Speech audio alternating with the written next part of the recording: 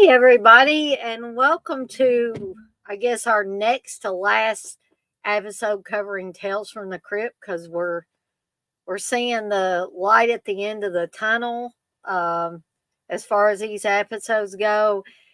And I'd just like to say before I had TJ on here that these were my least favorite episodes. I mean, we watched the first seven.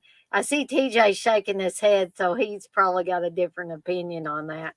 Um, this was also evidently where they decided to go overseas for, I don't know if all the episodes are going to pretty much take place in the UK, but the first seven did. So I'm assuming the others will follow. And I have nothing against them filming in the UK. It's just that these episodes didn't seem nearly as strong as earlier episodes. Um, but I'm going to go ahead and add TJ here. Hey, TJ. How's it going? Good. I take it you like these. I have my tea because I'm going to talk British sometimes. So Okay. Well, like I said, I have nothing against them filming episodes in the UK or London specifically. I think may have been where they filmed these episodes, but that wasn't the problem. It just seemed like the stories were weaker to me. Um, I don't know. I thought they were fun. I think that I probably say my favorite and the one that had a good twist was the first one we're going to talk about tonight. People might think it's a little bit of a sick twist, but it was it was a heck of a twist, I thought. But so before we get into these, I just want to say that I've got some more things coming up for the end of the week and into the weekend. Um, I'm thinking Seductive Poison tomorrow night will be like a review show. I'm just going to pick two or three movies to review and I'll call it good on that. If anybody wants to join me for that, I don't have any earthly idea what movies yet. But if you're interested, just, hit me up and say, hey, Dana, what movies are you reviewing? I might like to, join you for the stream. And that'll be at 8 o'clock Eastern time tomorrow night. Friday will be another midday with Dana and Jay at 1 p.m. Eastern time. The watch alongs for this weekend. Saturday will be John Carpenter's The Thing, starting at 7 p.m. Eastern Time. And Sunday will be The Wedding Singer, starring Adam Sandler and Drew Barrymore, also starting at 7 p.m. Eastern Time.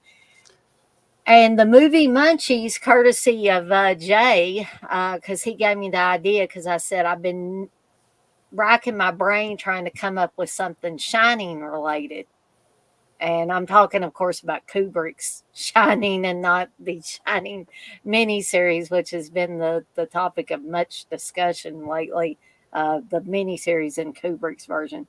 But Jay came up with Here's Johnny Cakes. So I'll be making some Johnny Cakes on Sunday about 3 p.m. Eastern Time. Has anybody had Johnny Cakes, by the way? TJ, have you ever had Johnny Cakes? Nope.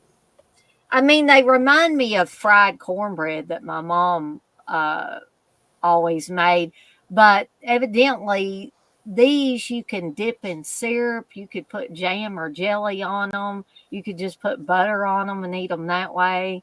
I, you know, like I said, dip them in syrup. whatever you want to do with them. Um, so that should be fun. And I've also got a little surprise thing I'm going to be adding to these Johnny cakes to make them even more shining related, but I don't want to give that away. I think Blissful already knows. Um, because I told her, but I'll keep it secret from everybody else. Hey, Super Batman Nerd. He says, hey there, gangly ghouls. Um, so I guess we'll go ahead and get started talking about these episodes. And I have popcorn tonight. It's more of that popcorn that Steve got me for Christmas, that film festival pack. And I'm trying the bacon flavoring on it tonight. Steve was like, I don't want to try bacon or dill pickle, but actually, this bacon's pretty good if you like bacon. And not everybody likes bacon. Steve doesn't like bacon, which is probably why he doesn't want to eat that. But anyway, we'll go ahead and get started with the first episode, which is Fatal Caper. And this was, in my opinion, this was the best of the bunch. But I'm going to go ahead and let TJ start talking about this one. Yeah, so it was directed by Bob Hoskins. From Who Framed Roger Rabbit and tons of stuff. If you don't know who he is, then don't ask me. Look it up on the internet. He plays a lawyer of this rich guy. This rich guy. Well, it opens up with one of those ending of the episode beginnings. One of those, oh my God, it's you type of situations, and then he's supposedly attacked. So we flash back to he throws one of his sons out because his son wasn't his. He's trying to save his son because his other two sons are kind of selfish and only care about the dad's money. And one thing I would say about it is that they moved it to the UK because they wanted to just do something different. And they actually get the film in locations because a lot of the sets in the series up until this point, a lot of them look like sets. They don't look like houses and stuff like that. So they're actually filming in a mansion for this episode and some of the other episodes. And I think the look of England is something different. So I kind of like that hey, let's try something. I mean, they were still doing movies. I think they were on the second Tales from the Crypt movie, I think, by this time. The first one did good. The second one wasn't as good. I mean, I'm not going to start getting into those movies right now. I mean, the second one was okay. I mean, when you hear about I went to see Demon Knight. I think that was the first one, right? Yeah. I think I went to the theater and saw that one. Bordello Blood was the second one. And the third one came out in like the 2000s, but it was like going downhill at that point. I mean, they didn't have the original Crypt Keeper puppet, so they had this like Spirit Halloween version where the eyes moved up and down and the mouth opened and closed, and then he had the hands moving. But yeah, it wasn't. I didn't see the whole movie, but it really wasn't that great. And the second one, if you like hearing that Dennis Miller was a total asshole to everybody on the set, then maybe you'll like it. I don't know. Corey Feldman hated him on the set at that time. So he's like, oh, we really played off of each other. Well, yeah, because you hated his guts and you weren't supposed to like him in the movie, so I guess that's method acting. Anyway, so the father feels like he's not going to be long for this world, so he decides, all right, I want my other son to come back. So he hires this she's a lawyer. She's specifically a lawyer for whatever you call the will lawyer. That's what I took her as. But... Yeah. And she's played by Natasha Richardson. I guess people who watch would remember her from was she in the three Men and a Baby movies? No, that wasn't her. She was in the Parent Trap with Lindsay Lohan. She played the mom. Oh, that's right. Yeah. Um, she's done a bunch of other stuff too. Um, yeah, she passed away in like 20, 2009. She got, what did she had, like a cerebral hemorrhage or something like that, and Yeah. she just died. Like, okay, wow, that's crazy. Um, her mother was, who the hell was her mother? Her mother was Vanessa Redgrave. Okay. Um, yeah, and she was married. She was married to Liam Neeson, I think. That's right. She was married to Oh, okay. until she died. So Mm. I guess Blissel says she hit her head skiing, and I guess that's what yeah, and caused she it. has cerebral. Yeah, that's how yeah, yeah. That's the same way um, Sonny Bono died. He Mm-hmm. plowed right into a tree. Yep. It's like, wow. Don't go skiing. Yeah. Rich people and famous people shouldn't ski because they die, is what They we've shouldn't learned. get in airplanes either. Well, yeah, I mean, singers shouldn't get into airplanes, and regular type of people should just. Anyway, so he changes his will. He wants to. He has if he dies, his two sons have to find their brother, which they Mm-hmm. want the money. One of them really just wants the title. He could probably care less about the money. One of the brothers is very like he has sex with anybody he can get his hands on, or it opens with him in his bedroom having tantric sex with a woman. So they're just back to back. She's naked. Mm-hmm. He's sitting there and like he has an orgasm just by being attached to her. And it's like, okay, sure, I whatever. call bullshit on that one though. I don't know. Don't knock it till you tried it. So anyway, yeah, one of the sons. He doesn't care about money. It's a funny opening where we get introduced to the brothers and we get introduced to the brother who's just he's a glutton. You can tell he's heavy and Mm-hmm. all he cares about is so he's like so you do not have so you'll give the staff £50 each for Christmas. I think I'll give them £10 and keep the rest for myself. I'm like, wow, talk about a like that even has any money. That money doesn't even have anything to do with them. But so we're showing what kind of people they are. Mm-hmm. Very greedy. Yeah, and then they're like, well, we don't want to look for our brother. We just want to get the money. And then he goes, well, you aren't going to get anything unless you try to look for him. There's stipulations in the will. It's like you have to look for him.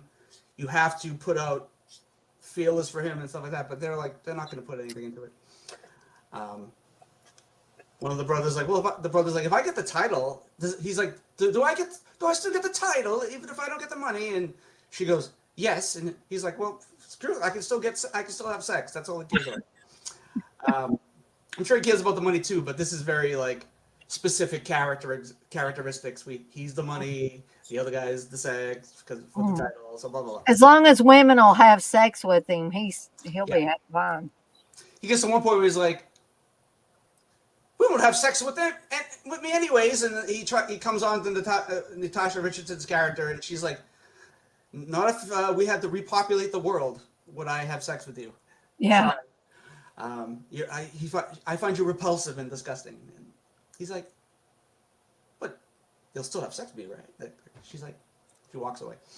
Anyway, so the father dies. Um, they're like, yeah, we're not going to even try to find him. And then the lawyer says to one of the brothers, you pay me some money and we'll send out a death certificate. We'll send out for a death certificate for your younger brother, and then we could he will declare him legally dead, so you won't have to worry about it because they can't find him. They don't. I mean, they sort of try, but whatever. So one of the brothers decides we're gonna have a séance to find out what our father would want us to do. And he fakes the séance. He sets it up, he puts a crystal ball in the middle of a table, and he puts all electronic stuff, and he has a audio of fake audio of his dad saying what to do with everything. Um, we find out that the dad's not dead. It was all a scam.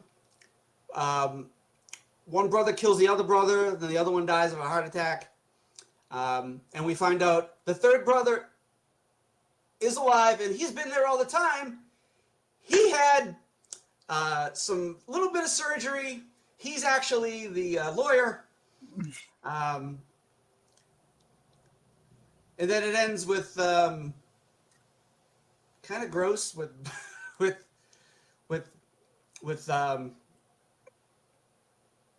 the whole I forget how it ends. Is it wait, was the dad's still alive, right? Yeah. And I think he just basically by his son, who looks like a woman, but I was led to believe that all the surgeries weren't completed, I guess. Well, the Crypt Keeper says that at the end. He Yeah. basically tells you that, yes, it was something about standing at attention or something like that. Yeah, something to that effect. But, I mean, damn. You are beautiful as a woman. And she's like, don't knock it until you try it, kind of. Like, okay, sure, that's okay. So this is the kind of the second episode where they bring in sexual assignment, whatever they call it. Well, actually, the assignment surgery. There we go. I forgot the word. Yeah, I just remembered the brother that looked like a woman or was getting transitioning into a woman, had I guess that was that brother's hitman or something. Remember the guy that came in at the end? Yeah. And I think he did the dad in. That's right. One that took care of him. All get killed. Yeah, and he gets the inheritance because the father actually. Yeah. Right. So it's not so it's less weird, I guess. It's not the dad calling her hot for a guy. Yeah, I remember that one line. He was like, "Oh my God, what have I done?" When he. So I like that. It's a good little twist. Like I wasn't expecting that twist. No. I guess I don't even know if I watched this last season previously. I'm thinking I must not have because I really don't remember any of these episodes. I remember the second episode. The other episodes are kind of like they don't seem familiar to me at all. Blissful, this was 1996. Mm-hmm. I was a couple of years out of high school at that point. But yeah, this one was my favorite of the 7 that we're covering tonight. And I was just like, I know it's sick, kind of the way the brother makes his reveal, but I still thought it was a good twist. And I'm like, TJ, I didn't see it coming at all. And so, yeah, I'll just say it. This was my favorite one. The second one I kind of liked, and I'll tell you why I like that one pretty well when we get to it. But TJ, did this one have a comic story to go along with it? I thought it did. Oh yeah, it was totally. It's about 4 rich kids who are they're bored being rich, and they're bored going to parties, and they're bored not having to work, and they're bored, blah blah blah. I'm like, screw you, rich people. Right. And they're bored. They decide to get into witchcraft, and they read spells and stuff like that. Basically, three of them decide they're going to play a prank on the one guy. They're going to pretend they raised a monster from the book that they were reading the spells from. One of the girls gets kidnapped. The other guy's dressed as the monster, and he scares the other friend, and the friend gets put in a coffin, and they're gonna pretend to bury him. Um, so what they don't know is there's a undertaker at the cemetery, and he buries the body. And they try to go, oh, we were playing a prank on a friend, and he was in that coffin. He's like, well, nobody's gonna get that coffin because it's buried very deep in the ground. The reason it's buried extra deep is because the corpse had leprosy, Mm. and they all look at, and the three friends look at their hands, and they all have like sores all over their hands. So the one guy gets probably dies, suffocates, and then they all get leprosy. Yeah, and that's the twist. It's That's lovely. yeah, except rich people is the only connection between the two stories.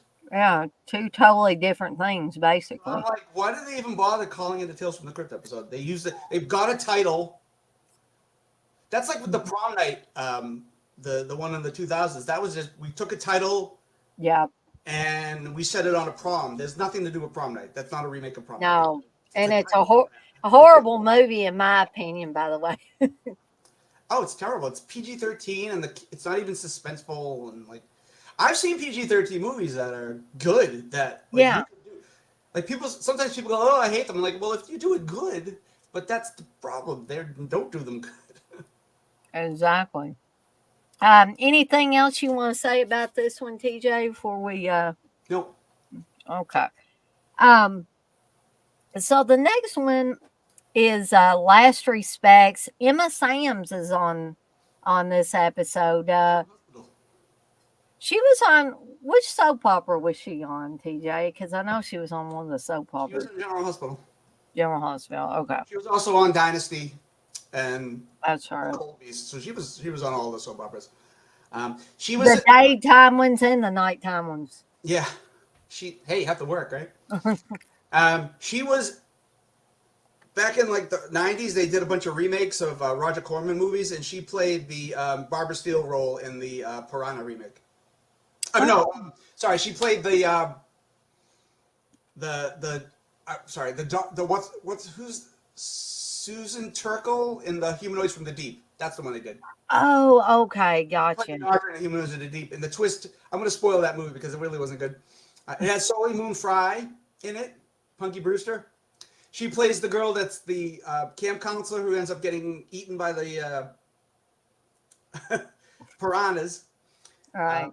And spoiler, if anybody who wants to see the Roger Corman produced remake, but she ends up, you know how in the original the girl has the baby?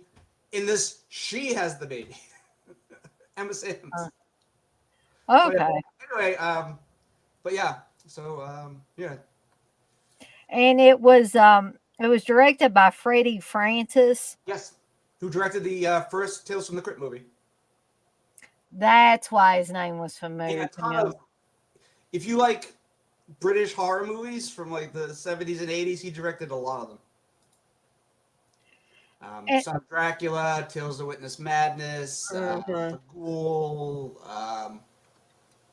The Deadly Bees, The Skull, Doctor Terror's House of Horrors. Like I've seen like most of his movies. Day of the Triffids. I don't think I've seen Day of the Triffids. I think this was his last directorial thing. Was this episode? But again, I like this one pretty well, and here's why. Um, because of the monkey's paw thing, I was like, "Oh, this is like the monkey paw story." That's exactly. You know? And I always liked that story, and that story, the monkey's paw, has been used in a lot of different things. Technically, it was It's in the used. movie, the Tales from the Crypt movie. Yeah, I think it wasn't it used in deranged or not deranged. No, that's Not deranged. I'm just totally forget. Well, anyway, it's in everything. It's been used. It's been used in the Simpsons episode. The first I think it's in the first Treehouse of Horror episode of the Simpsons Halloween episode. Yeah, it's kind of funny that he's directing basically a remake of his already filmed Tales from the Crypt episode. Uh-huh. Though in this one they think they're smarter because they know the legend. Yeah, yeah. I thought that was pretty funny though, that they thought, "Oh, we're smarter than the average guy or gal on the street, and we know how to outwit this We're thing." And smarter than the average monkey. but I'm going to go ahead and let TJ start talking about last respects. So we have three sisters. They own like a shop. I guess it's like it's like a mini Target. They have everything in there. I think they started off selling like antiques and curiosities, and the father died, left it to one of the sisters, but they all have to share it basically. Because one of the sisters is sort of like the head of everything, but the three of them kind of all run it together. Um, Emma Samms is the most greedy. Yeah. Yvonne. There's Dolores, who's sort of the ditzy one, but she's more clever than you think she is. And then we have Marlise, who's the youngest one. She's the one that really owns the place. They find a monkey's paw in a box. Well, it opens with this couple who have the monkey's paw, and they're afraid for their lives because all the wishes go bad. The wife's like, no, I can make this, I can fix this, I can make a wish and make everything better, and we won't, because they're about to get killed. She makes the wish goes bad. Their dog attacks them and rips them apart. We don't really see what happens, but that's the end of them. We really don't know find out how the monkey's paw gets to the three girls at the shop, but it ends up in a box. They get the box. One of them's the Dolores. She's like, I'm gonna wish for money, but she's like, I'm not gonna be greedy, and she wishes for $1 million. And they're like, dude, how? She's like, I could have asked for $100 million or $1 billion, but I only asked for $1 million. So one of them gets a call, and of course you get the stinger of the music. It's like, whoo, like, uh-oh. She picks up the phone. She's like, we got this shipment of these pens, and they're worth blah blah blah money. And they're like, well, it's not $1 million, but we did get money. And two of the Yvonne and Marlise decide to go and pick up the pens together because one doesn't trust the other. And before Marlise leaves, she's all excited that she has all this money from the pens that they're gonna get and be able to sell them. And she's like, I'm rich, and I have all the money. And she goes, I have the money to distribute to the three of us. Right. Which is like, okay, so she's a little, I'm not sure about her character. Like, she seems like she's like straight-laced, but certain things she says, she might not be. And of course, Yvonne doesn't trust her at all because Yvonne knows about crookedness because she's very crooked. She has a husband, and there's a really gross scene. So there's a scene where we're witnessing her life with her husband, and her husband's mother, who they have to put meat in a blender for her to eat. And so they putting the meat in the blender, they pour it into her like dish, and she's eating. It's very gross, like it's like all over her face. And she's like, more meat, more meat. I think it's very funny. She loves her husband, but he's not really. She wants to have more, and he's not giving her what she has. And she's like, part of the deal is having to take care of this mother who's like, an invalid and all that stuff. So anyway, Yvonne and Marlise go to get the pens. We get a phone call that there was an accident. Yvonne's in the hospital. Marlise has died in the car accident. Yvonne says there was a fire. The body's gone. Blah blah blah. we go back to they get back to the shop.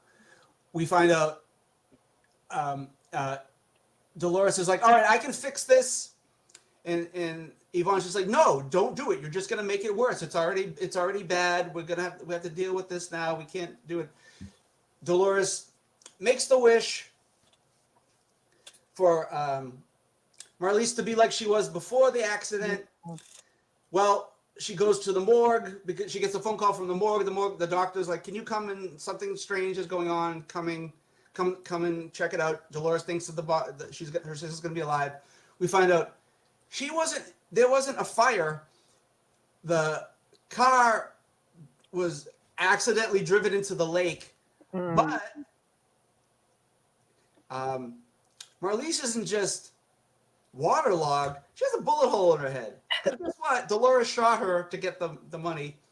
We find out there was an insurance policy for $1 million. Ha ha ha. So Dolores makes a wish, the final wish, and she's like, "I'm giving my wish to my sister." And she's like, "I don't want the wish. I wish you to have the wish back." And she goes, "I didn't say who I gave the wish to." Mm-hmm. Knock at the door. Marley's corpse, waterlogged corpse, very, like, kind of. It doesn't look like something that tied you over corpses, but it's basically a watered corpse. It's all water sloshing and stuff like that. And Dolores is like, "I gave the wish to Marlies, and her wish was to spend more time with you." And she locks the walking corpse, and Yvonne in the back room closet. You hear her yelling and screaming, and Dolores is all smiling, and that's the end of the episode. And I remembered the movie that was okay, like the rest of these monkey's paw things was Death Dream. Bob Clark's Death Dream. Yeah, that's sort of an actual paw, but yeah, it's right, but kind of the same premise. Which I always like that. I think that's a creepy, really creepy movie. Yeah. Yeah. Again, I like this episode. I guess probably the first 2 episodes I liked pretty well. Mm-hmm. And as we're going through these, the one we're going to talk about next, I liked it, but it didn't really go on any longer than the other episodes, but it seemed to drag a little bit, but we'll get to that one. But this one was kind of like had a little bit of comedy in it. Wasn't comedic episode. Wasn't It's that British comedy too. Like if you're not into that, exactly, it's gonna go over your head. You're not gonna not that you're stupid, just that it's not something that you're interested in. So I mean, if you're not into that kind of comedy, so yeah. I mean, I love British humor. I always loved watching Peter Sellers, and I like the Monty Python stuff, and the Monty Python stuff is like really over the top craziness, but my brother got me into Monty Python, so because he kept telling me about, he was like, "They have sharp, pointy teeth." I remember my brother talking about that. Yeah. I was like, "Well, yeah, I got to watch this now." But anyway, the one thing I wanted to bring up, and I want to see if TJ thought this too, and I may be way off base, but when this episode first starts, and you have, I think it's Emma Samms, and she's turned to the side, so you really can't see her face. All you can see is her hair, basically, and maybe just a little bit of her face. I was reminded of Friday the 13th, the series. Because if you wasn't paying really close attention, that could almost be Roby there. And it was a House of Curios. It was almost like the shop in Friday the 13th, the series. And I was like, are they going to go in that direction? But no, they went in a totally different direction. But just that one little snippet of a scene there at the beginning. But did you Did you see that, TJ, or am I just crazy? I didn't notice that. Now I have to look for it. Let's see. It's just at the very, very beginning. I mean, once it gets into the I mean, episodes, the like, fact that it's a shop and there's somebody with curly hair, I can see the aesthetic of it. right. Yeah, if you're of that, yeah, I could see that. But yeah, I thought But you were. other than that, Yeah, but no. like, I yeah, mean, yeah. I was like, wait a minute, this is not. I mean, yeah, I don't I mean, think they it's funny that copied it's a or shop anything. that has weird. Like I said, it's got artifacts and weird things, and Mhm. there's masks on the wall, tribal masks, and but there's also like they're like, oh, let's put some Halloween decorations in there too. And that's sort of like what they did in Friday the 13th, where they're like, let's put some extra stuff, other things in here, Yeah. and let's be part of the neighborhood. Which I was like, okay, that was about it. But so again, I'm curious about the comic versus the actual episode. So the comic episode from Tales from the Crypt 23 is about a guy who's like a chauffeur. He's in love with this woman who's rich. The father doesn't want her to marry anybody who doesn't have any money. Um, what happens? I got the comic right here. I'm jealous of TJ having those things. Um, yeah, the father says you can't be with this man. You have to have the. They get married. You have to have the marriage annulled. She dies. Um, he goes to see her grave. He gets locked in the cemetery, um, and he's forced to drink water that comes through the cracks in the foundation of the mausoleum, and he eats her body. Hmm. So it's nothing like the episode. No, at I all. think None of them. like I said, I think they did the like I said, they did the prom night thing where they took the title from an episode. They said like, oh, we like the title, and I think because Freddie Francis already directed the "Wish You Were Here" episode, is what the title was of Mhm. the uh, one he did in the original Tales from the Crypt movie. I think maybe he's like, I just want to redo that episode, and they're like, well, let's pretend that it's not that, and we'll put the different title to it. I think that's what they did because, like I said, there's nothing remotely close to it. I mean, there's no wish. There's no corpse coming back to life. This is And nothing. no Yeah, monkey's paw or yeah, no anything monkey's like paw. That was like I said. Wish You Were Here was the episode. Um, so yeah, that. but it's kind of like what they do with Blind Alleys. Yeah, They the last time we were talking about the one with the blind guy and the razors. They basically took a different title, yeah. slapped it on this because like we already did it. It was already done, but we still want to do it, so we're gonna. I don't know if they thought they were fooling people. Like you can go rent the. Right. This wasn't the early days of rentals. I mean, you could rent the Trails from the Crypt. It was probably on TV too about that time too in the '90s. Anyway, Yeah. Um. yeah, it's a cute So episode. yeah, I agree that one was a decent episode. And here the next one, a slight case of murder. I thought this was cool. I liked the I liked it, concept and and I liked the premise, and I liked the twist. I kind of saw the twist coming before it got to it. yeah, but it's a mean, it's a It evil twist. Yeah, it's very this episode is very mean-spirited. Yeah. You don't really it's one of those episodes where you don't really have anybody to root for in this episode because everybody is just so conniving and yeah. But the episode itself overall was good. I just thought it dragged just slightly. Um, Mm, but hmm we'll let TJ talk about this first, and then I'll come in at the tail end, and then we'll see how we if we meet in the middle or not. well, if you're It's about this woman who's it's like a murder she wrote. She's a writer. She writes horror, scary, horror mystery novels.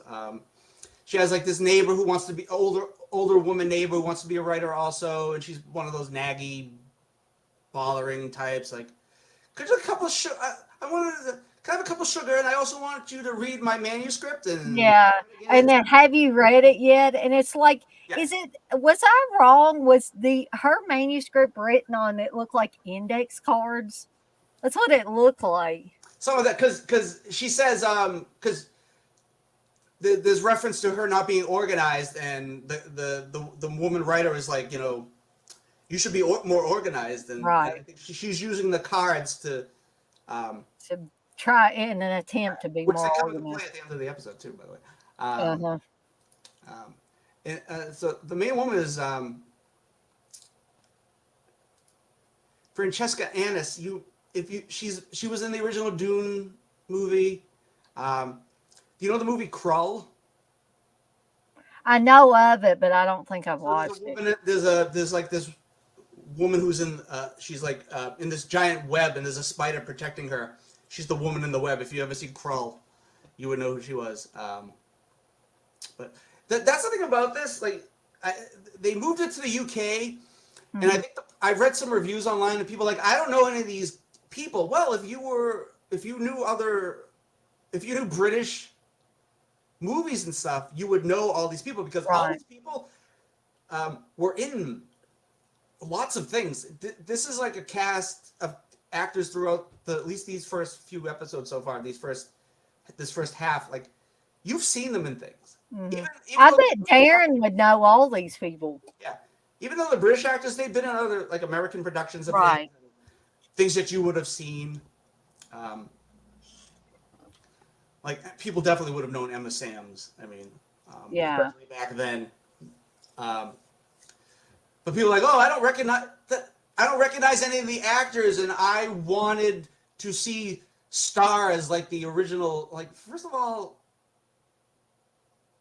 if the acting is good, Mhm. why does it matter if they're famous or not? Right. Yeah. I mean, like Tom Cruise, he's not a good actor, but he's famous. That's why people put him in movies. They don't have him in movies because he's a good actor. He's like good enough, but He's a good enough actor. yeah, but I just don't get that. And also, these are people talking about it now. These aren't people who wrote reviews back in 1994. It may have Right. been different for those people. I mean, Mhm. but anyway, um, we find out she has a husband who she's sort of estranged from. The husband thinks she's having an affair, and she's like, "I don't know what you're talking about." And he's adamant about it, so he's gonna kill her because she's having an affair. Because that's what men do when their wives are having an affair. You have to kill them. Yeah. When the husband's having an affair, that's fine. He can get away with it. He gets all the money. She had I love those movies that it's like, well, there was a prenuptial agreement. You're not getting anything, so I can cheat on you as much as I can because I'm the man. Like, okay, well, whatever. Um, and he tries to kill her basically. Um, Meanwhile, we have the neighbor lady. So Mhm. secretly, her son is in love with Sharon, the writer, and he has letters from her that he reads, and like, oh, I'm in love with you, and I'm gonna go over and whatever. I'm gonna go over and profess my love. He gets caught up in the whole situation with the two, and there's some shooting, there's some stabbing, there's some good blood, there's some good um, fighting action within the story. Uh, Mhm. um, the and she's like, I'm not having an affair with him. I don't know what you're talking about. Like she's not having an affair according to her. And he's like, well, Right. I have these letters, and we find out after both guys are killed, she's shot, um, kind of dying, but maybe she's gonna make it. Guess who comes over? Miss Trask from across the thing. She set this all in the motion. Yep. She set up her son. She wrote a fake card, fake notes to him that were supposedly from her.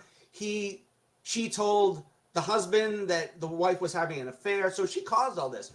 Which I was like, you killed your own son? You caused your own son's death. That's Yeah. pretty. She poisoned the damn gingerbread cookies. Yeah, the cookie she gave the Right. son to bring over to the woman. She was trying to poison her. Maybe she wasn't trying to kill her son, but I she. think she meant for him to. I thought she said she meant for him to eat those cookies. Yeah, maybe that was I missed that part, but maybe And yeah. he did eat some of them. He may have ate all of them because remember right before he died, he had a really bad stomach ache. Uh-huh. Well, that's And what he died of, the stomach ache. mhm. Well, yeah, I guess so. That was her plan. Was she wanted to write an amazing novel, and I think Sharon had told her earlier, like, um, um, she was asking about the ending, and she's like, "You never know the ending until you're at it," and Yeah. that's why she's like, "Oh, I guess so." She basically set all this in the motion. She really didn't know what would be the outcome until the end, but it all worked out. She earlier had said, "Would it be a good idea if the corpse of the person who was murdered had a gun in his hand, and the Hmm. rigor mortis set in, and it would shoot the gun off and kill the actual killer," Yeah. which comes into play at the end of the episode where um, the husband has the dead husband has the gun in his hand. She Miss Trask moves the guy's hand and steps on the guy's wrist, so he'll Hmm. shoot Sharon.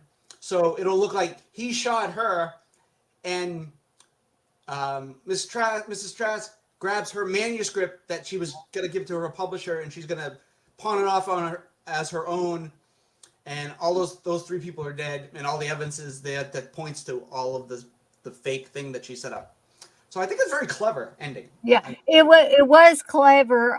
The only thing I had a question about was I know that, sometimes you'll have a hide a key somewhere just in Yeah, case there's an emergency and you'll pick a neighbor you trust. But obviously the woman, the writer did not like Miss Trask, and I don't think she trusted her or anything else. So why on earth would you tell that person where your hide key was? Because there was once, because I wondered how in the hell does she just keep waltzing up in the woman's house? How does she get in there? And then I saw the scene. I remember where the key is, and I'm like, holy shit, because she walks in there the one time and scares the writer almost to death yeah, by coming in there. And I'm like, no, I would never let this woman know where my hide key was. they're British. Maybe they have different, They're nicer and more trusting. Well, at least back in then, I'm gonna guess. than us Americans.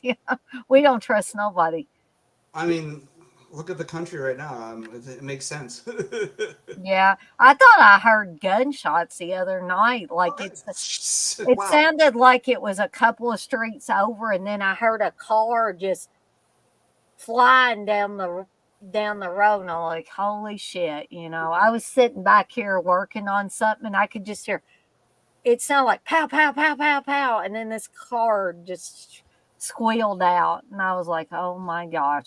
I'm hoping it was fireworks. I'm hoping it was firecrackers. Yeah. I really do. Um, But oh, by the way, the husband was played by Christopher Kazanov, he was in Dynasty. So there's a few soap opera people. yeah, I thought he looked very He familiar. was in A Knight's Tale. And I have you ever seen the Three Men and a Baby movies? Yeah, but it's been a long, long He's in the time. third one. He plays the guy who's pretending to be in love with the woman who's the mother of the baby, and um, he's sort of a jerk in that. But yeah. So anyway, But I did enjoy it. Like I said, it dragged at a certain point, but not so much that I absolutely hated it. Um, and I could see myself going back and watching that one again, especially. But we're gonna get to one here that me and TJ may disagree about. It's actually the next one we're gonna talk about. That I don't know. I got bored. I got really, really I lost bored with interest watching it. it. I was doing so, something else, and I was like, "Oh, so we might be on about on the same page. I mean, I got the gist of it, but it was just like, it's an interesting story, but the whole it was kind of yeah. I mean, we'll get to it when we yeah. talk about it. But We'll get to that one next, but I wanna hear if this one was like radically different from the yes, comic. so this was Vault of Horror number 33. Um, uh, so it's about there are murders going on in this town, and they're trying to figure out who the murderer is, and um, uh,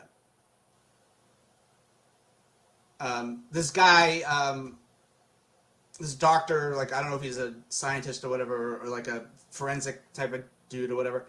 He thinks that there's some inhuman beast killing these women in this town, and um, the sheriff thinks this guy is the one responsible. But the twist ends up being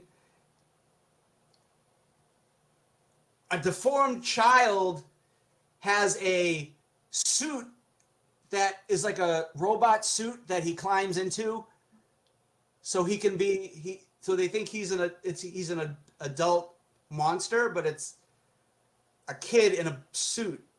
Pretend talking about it, it makes no sense, but it's Well, kind of I like think I like this better the than. old joke where it's the three kids standing on each other's shoulders with the jacket on, Mhm. and they're Yeah. trying to get into the movie theater. One, please. It's like that idea. Oh boy. Okay. But yeah, it sounds out there. Yeah, a deformed baby is in a monster suit. It reminds me of Basket Case 3, where Belial's in this big Oh. robotic monster suit, and he, that's what it reminds Yeah. me. Okay. But yeah, it's out there, but it's nothing to do with this. I don't think it would have adapted well to the show. Do No, you? no. I'm like, why don't they just pick something else, Mm-hmm. or just do what they did with the the season, was it season 5 or 4? I can't remember, that they had two stories that they wrote and they put it Yeah. into the film. Why don't they just do that Yeah. instead of saying, all right, we're gonna fake it and use this Because title? I mean, it's not like they haven't done that before, so why not do it again? Who would know? Back in '94, we didn't have the internet to look it up, or who was going to the comic book store and buying the actual. Because I don't. I think they had reprints at the time, but like I Yeah. don't. They didn't reprint everything. So, and then they had like I think it was the mid '90s or whatever. They had like box sets of all the um, EC comics, but they were black and white, Yeah. and then they started releasing them in color. So I'm like, who would know if they, Nobody, because I'm betting the majority of the people that watched the Tales from the Crypt shows when they were originally out were not that into the comic books. I'm willing to bet there was probably a small percentage that was, but not a large percentage. I mean, if you were Tales, like if you were a Creep Show fan, and you like, oh, this is like Creep Show because they must have promoted it as a comic book. I don't know. Um, So any other little tidbits you want to add about that one? um,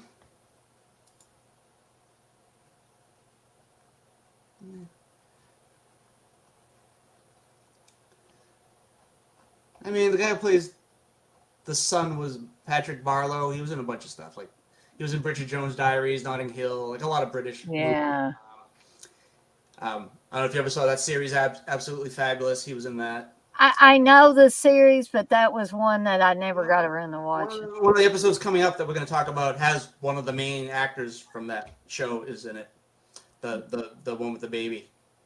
Oh, okay. Anyway, yeah, nothing really.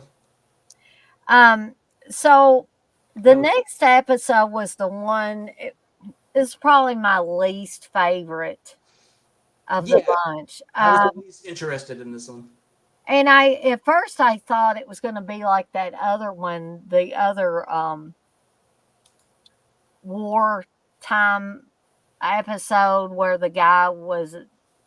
I guess you would, if it would had been the '60s, it would have been like a conscientious objector or something like that. He didn't want to, fight in the war and stuff like that. And that one actually turned out to be good, but this one, I don't know. I kind of tuned out at certain points, and we're not talking about very long episodes. But when TJ said that he got distracted while he was watching it and started, it was probably one of those cases where you have it on in the background and you're doing other stuff.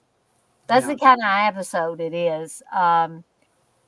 And it's supposed to take place during World War II at a British prison camp where I guess they got the Germans. Yep.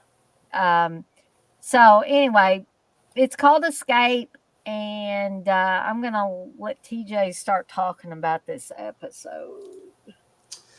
Yes, we have this inmate, Luger, not Lex Luger from the wrestling. He's in. Which I think was Luger a German? Is it a German weapon or is it a? Oh, yeah, I don't know.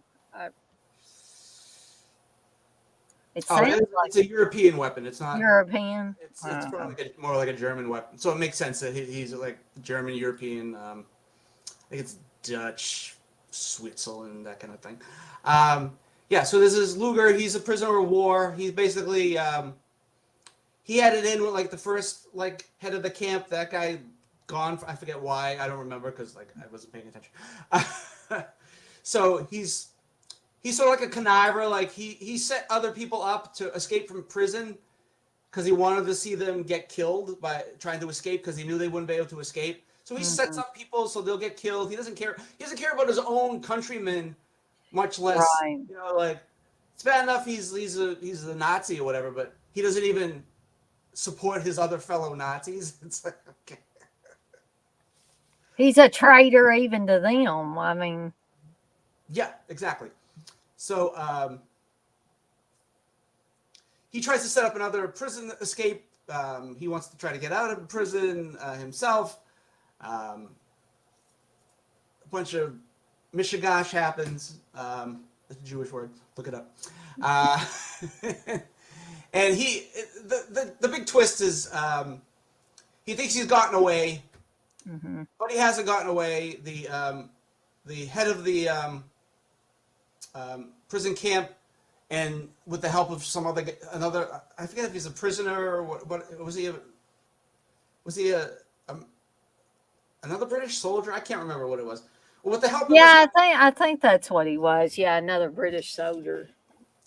They capture him, and he thinks he's just going to go back to prison, but they're like, no, we set this up. We wanted you to try to escape.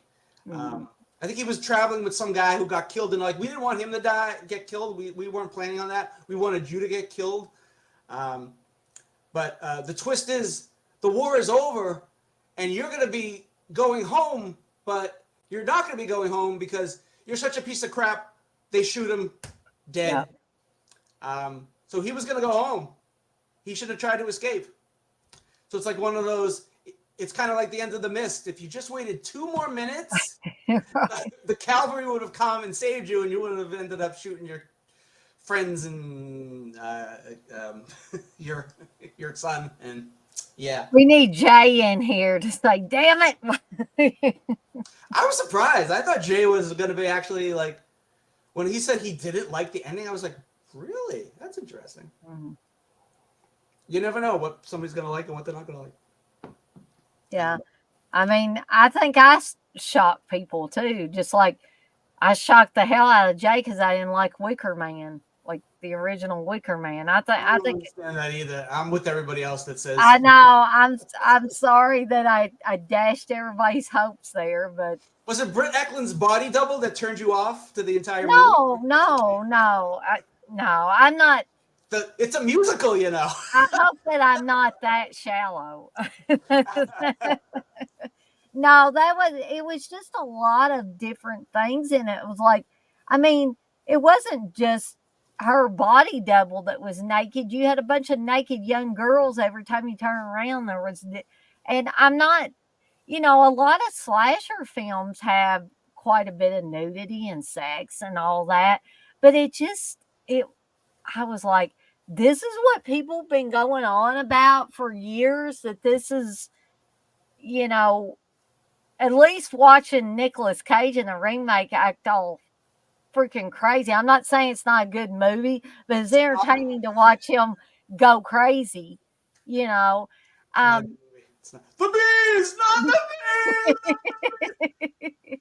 And they have Lily Sobieski, the most boring actor I've ever seen. She is so boring. I don't know why they put her. I don't think she does movies anymore. But I'm like, Lily Sobieski. She's got a small part, but I'm like, she's so you monotonous. didn't like her in She was, I mean, Joyride. You didn't like her in that one. She she in was Joyride. okay, but she's just not an enigmatic actor.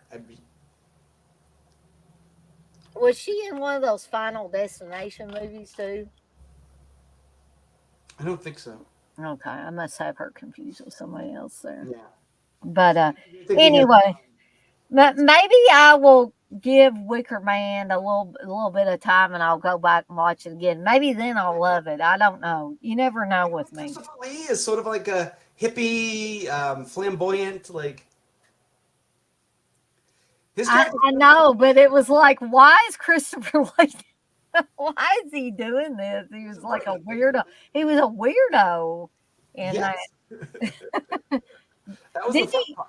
Wasn't he in a woman's gown at one time? He's in like a robe, like Wow. Obviously, you've never been to Catholic Church. They wear dresses all the time. Well, I'm not going to talk about anybody's religion now. Well, I'm just speaking from personal experience. I've Well, been. I mean, you can because, but I'm not Catholic, so I'm not going to talk about And I the can do Catholic. this because I'm Italian. No one else can do this because it's racist. But Anyway, anyway, yeah, that's the end of it. That's the end of it. yeah, I wasn't fond of this one. This was like background fodder, is what that was. But was there a comic version of this one, TJ? And how did it Yeah, compare? it's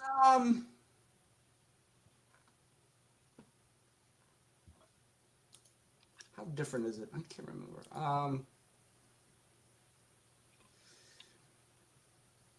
It's about a guy who's trying to escape prison, and he hides out um,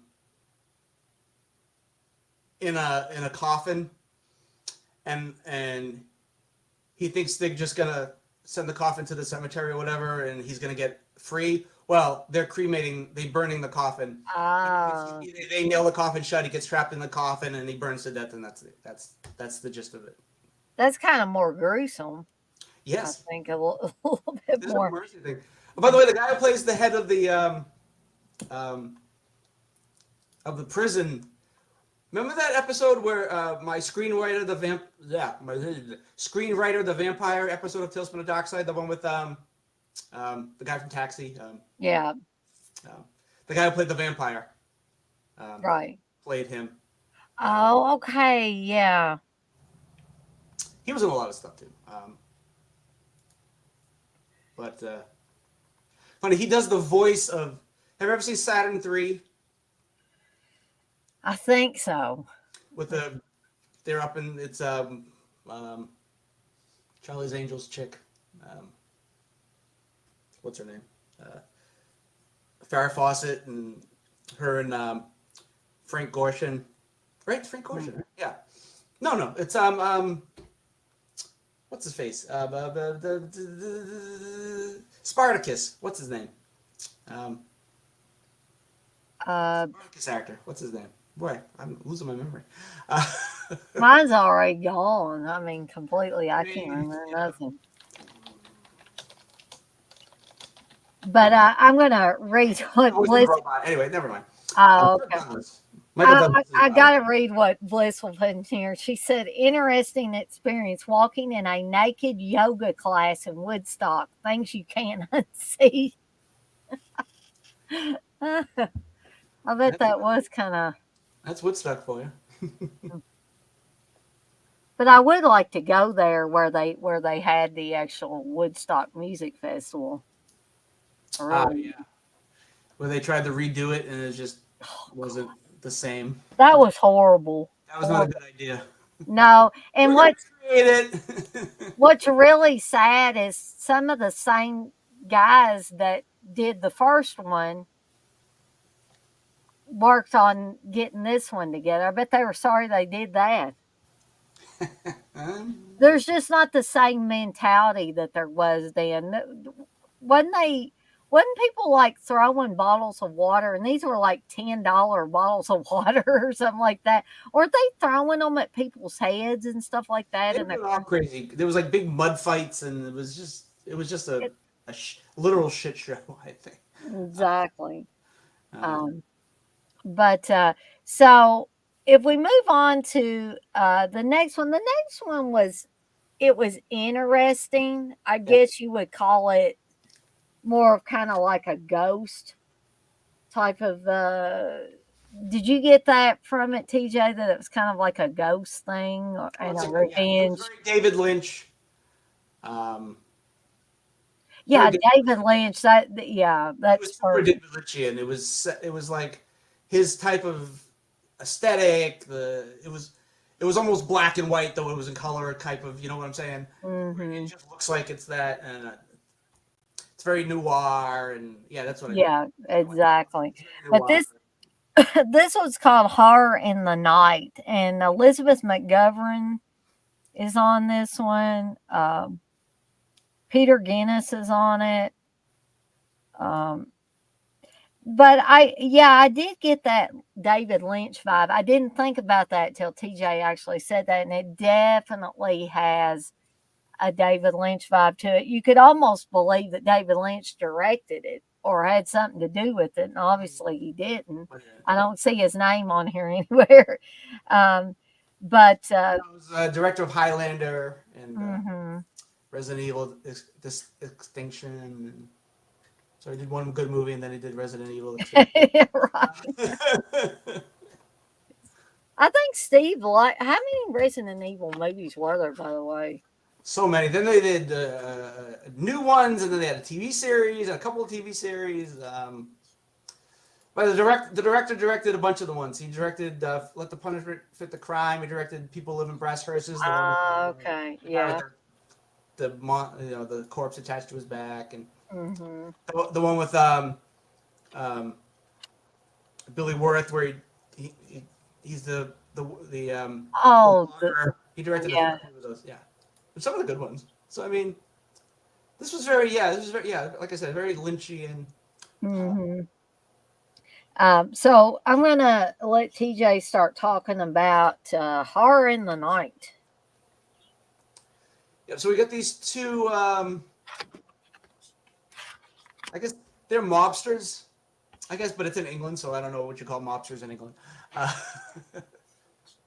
Sir Mobster, I don't know what you call it. Uh, but that's why I'm the night keeper, because the night Ah, round table, England, blah blah blah. Um, yeah, um, they're on some kind of job. One of them steals the briefcase, shoots the other guy, leaves him for dead, runs off. He comes to this hotel. Um, it's very, like I said, very Lynchian hotel, a very uh, 1408, that kind of creepy weirdness going on. Um, and he meets this sort of mysterious woman played by Elizabeth McGovern. and she sort of appears and disappears, and he doesn't know if he's dreaming or not. But like she'll show up and they're flirting, and he's like, one of those, sure of himself guys, and like, yeah, we're gonna have sex, and she's like, yeah, let's do it. Uh, and then she's like, we'll have a drink, and then he turns around and she's gone, and Yeah. he starts seeing weird things. There's like a weird train going by. There's this weird lighting. It's just it's a very nightmarish, dreamish. It's Yeah. hard to explain. You have to watch it. It's just this. It's so much stuff going on. Like to do every little thing, it's gonna take forever to talk about it. But um, uh, and so he's having this experience with the woman, and she looks familiar to him, and she reveals that he's somebody that she killed on one of his jobs. Yeah. Um, and that she kind of wants revenge for what happened. Um, and there's some people that are you see some people approaching in another, in the distance, and they're like walking, and they're like in slow motion, and they're walking Yeah. into the building, and they're like coming up, down the corridor where his room is. There's this cool visual where he's like, before that he's like doesn't know where he is, and he like leaves the room, and he just starts like walking around, and he just keeps going in circles, and like all the room numbers are the room number that he's in, and And I especially like the scene where the blood started coming out of the radiator, and it was coming out of everything. yeah, it's very The Shining, and Mm-hmm. even like a little bit of Amityville Horror where all the walls start bleeding and stuff like that, and Yeah. um, yeah, like I said, that's very like Twin Peaks type of, And um, there was one scene where it looked like like some kind of alien thing was taking over his body. That was weird too. it's very it's interesting, visually interesting. I give it that, definitely. Like I said, the stories, like I said, it's very confusing, but it's all over the place. But it's not like you're like, I wish this was over confusing. It's just like, I No. wish I knew what was going on confusing. So he gets shot, um, and the twist is he gets shot by the guy he killed earlier, because he didn't kill him. He wasn't shot. Right. Um, and he's like, how did you find he's with another guy, and the guy's like, how did you know where he was? I can't. How did he? Do you remember how he said it? Um. God, because that was the other guy with the guy that he thought he killed Yeah. was the guy that I guess owned he was Mr. Starr that owned the jewelry shop where they were going to go and do the heist. Right. Because he stole diamonds. He had the Right. in the case. So that was Mr. Starr with the other guy, and Okay. I'm trying to remember exactly what he said. Because he mentions, oh, this is where we killed that woman years Hmm. ago or whatever. Yeah. And I can't remember exactly what he said now. That's awful. Yeah. There was he explained how he knew he was going to be at this place, and when we look at it through the eyes of everybody else, it's been condemned. There's like graffiti all over his room, and It's boarded up, and yeah, and like they're like, why would he come back to this place, and whatever. And they leave with the jewels, and that's the end of the episode. yeah. Like I said, it's weird, and it's interesting, and if you're looking I for did a good story, don't watch this episode. I did not think that this felt like a Tales from the Crypt episode, though.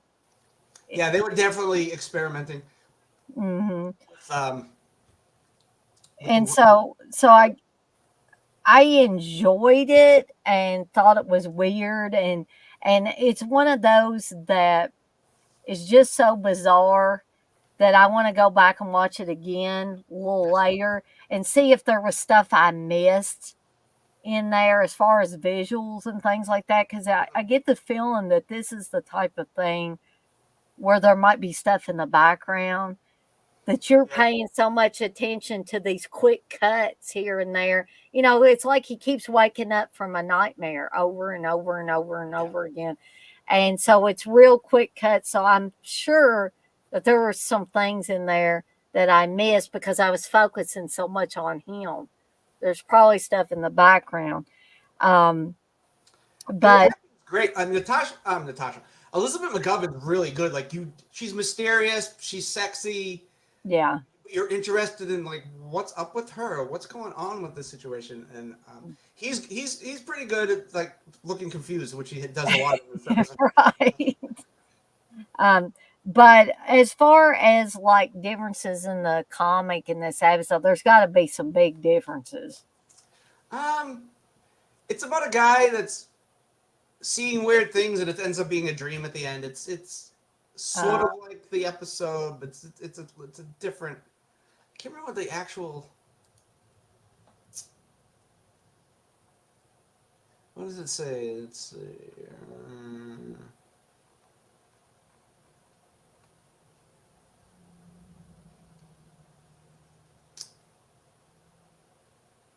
Yeah, that's not it. Oh. Oh, I was wrong then. Okay. Huh. A woman whose infant is killed by a cat becomes a madman driven by killing frenzy whenever she encounters animals. I guess I read the wrong synopsis. Holy cow. Okay. That's definitely not the same thing. Maybe I was reading the synopsis for the actual episode and not the comic. That is like, yeah, That's that, definitely not the same story. Oh, okay. no. Okay. Well, um, we'll move on to Cold War, which I kind of enjoyed this one because you don't just have zombies and you don't just have vampires. You got both in this. Oh, And that's the twist. That the zombies. It's like but I don't think I'm giving anything away because if you give look away at the the twist. actual Just give disc, away the twist. yeah, but they said zombies, vampires. This is the description for the episode. It said, They thanks for gave asking. away the twist in the episode. I'm glad I didn't watch it on the DVD because they gave away. If I watched it, I didn't. I never remembered watching this episode ever, and I was surprised when they were like, "Oh, okay, that makes sense." Yeah, honestly, I was surprised too, TJ, because I probably watched this one, but I was like, oh, that's pretty cool. But yeah, you're right, they do they give away the twist and the plot. All right. For the previous one, I did read the wrong synopsis. Oh, okay. I did read the right one first. I read it wrong the second time. So just Vault of Horror 12. A guy owns a motel, and he talks about a strange dream he's had. Mhm. And there's a ghoulish woman, and there's something about murders, but it ends up being a dream at the end. So it is sort of like this, but It it it's I didn't see the actual comic, so I don't know if the visuals are weird. mhm. But if it's a dream, but then again, the comic stuff is a lot of this straightforward, like the Mhm. storytelling. Something I was thinking about, I wanted to bring up real quick is Yes, this episode, minus the bizarre stuff, yes. was kind of similar to the old soft shoe episode of Tales from the Dark Side, Mm-hmm. where he goes into that hotel room, even though the owner of the hotel tells him not to go in there, and he does, and there's a ghostly woman, and she ends up drowning him in the bathtub. Uh, Oh yeah, okay, yeah. Mm-hmm. so it's kind of similar. It just doesn't have that layer of bizarreness that this episode did. Um, but getting back to Cold War, this also does star Ewan McGregor. Very young. But yeah, extremely young Ewan It doesn't McGregor. even look like him. No, I was like, is that Ewan McGregor? Yeah, that's Ewan McGregor. But It's it's supposed like, to be from the has a New York accent, but it goes and comes, and he's Scottish, and I hear like 8 accents coming from his. He was not good at keeping one accent throughout the episode. oh Meanwhile, no, everybody else is British. right. And he's going back and forth from one spectrum to the other. One part of the world to the other, basically. He takes And the and, point. and, the, and the girl is Jane Horrocks, and you might know her from she's the good witch in The Witches, Roald Dahl's The Witches, with Angelica Houston. Oh, okay. She's the one at the end who she turns into a good witch, and she's the blonde, and she turns the Mhm. kid back into a kid from the mouse. Right. She was also in the Ab Fab TV series. She played the ditzy secretary to the main character, Okay.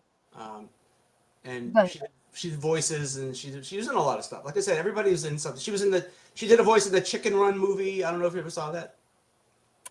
that's one that I haven't seen, but I know of the It's got movie. Mel, not nice guy Gibson in it. That's the Uh, nice thing I'll say about him. but I had fun with this one though. I It was, had it was fun with cute. this whole. It was funny. I thought it had some good. Um, I didn't like the. I'm not trying to be old woke here, but I didn't love the slight racism by the because I really liked the what was her name in the episode? Shoot. There My they are. what was her name? They're not. Cammy. Yeah. I liked her character. She's real feisty, and she's real like she's got some good lines, and I like her. She's got that Veronica Lake, like the hairs over one eye type of like. I like the look of Yeah. her. She looked really hot that way, um, and she's cute and hot at the same time. Anyway, so I like the dress she has on in the bar. It's like it's sexy, but not like too sexy. You know mhm, what I mean? It was a very very pretty dress. I think Blissful would like it too because she and yeah. I like a lot of the same types of clothes. But anyway, Now I'll preface this by saying she is called a bitch by these guys, hmm, and that's sort of like this was she was playing up the woman being called a bitch thing. They don't. This was before people were saying now we use the word like not every woman. I'm not gonna speak. right? I'm a guy. I'm not gonna speak for every woman, but I'm just saying like it was before like you'd see it on like drag queens using bitch like Yeah. uh, As don't tell me that you don't know drag queens and they use that word. Don't tell me you don't know that. Anyway, uh, I was gonna say, me as a woman though, I don't like being yeah. called a So I bitch. see it from that point of view, Mhm. but she didn't have to be racist because there were these Asian guys and she calls them Kato. Yeah, And it was like yeah, that kind of threw me off because up to that point I was like it, and then later on there's a black guy and she calls him Count Chocula, which I was like, she could have insulted him without bringing up the race thing, hmm, but anyway. But I think Count Chocula was at least. I guess racism. You can't say it's not as bad. Racism is racism. Never mind. Anyway, let's get into the story. Okay. So we have Ford and Cammy and their friend, their driver. I forget what his name was. The driver had some weird name. yeah. He did. Yeah, they don't have it in the credits of the episode. Oh, really? Cutter. His name is Cutter. Okay. Cut. Yeah, and I think they called him that because he'll just pull a knife on you. Yes. So I kind of like the opening scene. It's a little long, but I like A the little sort of bit. they're in the car and you can sort of see like they're not talking, but you can sort of see like their personalities and she's like a gun model. She's got like the big shotgun in her hand and stuff like that, which I Yeah. like like the look of that. It's really funny. Um, so they're like criminal thrill seeker types. So they're gonna rob a bank. They find out that the bank is closed, and they're also in a relationship. The Cammy and Ford, played by Ewan McGregor. So they get into this big argument and stuff, and they end up stopping at this convenience store, and it's like, well, just rob the convenience store. And she goes, I have a bad feeling about this. The the bank being closed down and being a laundromat, which was a funny kind of visual gag. They're like, she has a bad omen about it. And he's like, it's okay. We'll rob the place. We'll go have a nice night, whatever. There ends up being um, these Asian guys robbing the store. They're already holding up the Yeah, they're store. already holding up the store. Um, um, um, they're like, oh, let's get out of here. But no, the guys see them. Um, so there's a bit of a shootout. Um, they end up getting away. Um, luckily, they're not shot. But Cutter gets shot because he goes in trying to find out why they're taking so And they long. basically use Cutter there so they can get Yeah, away. they're like, sorry, but we're out of here. Sorry, like they didn't plan on him coming in, but he did, and because he's the getaway guy. He shouldn't have come in the first place, but whatever. Um, and they're like, hey, well, he's gone. Tough. They go to a hotel. They have a big fight about everything that happened. She's sick of him. She leaves. No, he leaves. He goes right. He leaves and goes to the bar. Is that what happened? I can't remember now. No, she leaves and goes to the She bar. leaves and goes to the bar. Mm. Um, he ends up leaving also. She had come back with a guy to have sex with him because she's sick of her old boyfriend. Um, he's a black guy, and he makes a comment. Oh, you're with one of these people, and he gets all mad, and he's like, oh, you're racist, and he goes, I'm not racist. I wouldn't care. I don't care what color you are, because it's not that he's upset that he's black. He's upset because he's a vampire. Because they're zombies, and zombies and vampires are mortal enemies. So they end up having this big fight. They end up stabbing him with like a makeshift stake. I think it was a piece of furniture or something. Whatever he gets stabbed with, but he's not dead. Was it a fire poker? Did she grab a fire poker and stab him with it? Something wooden.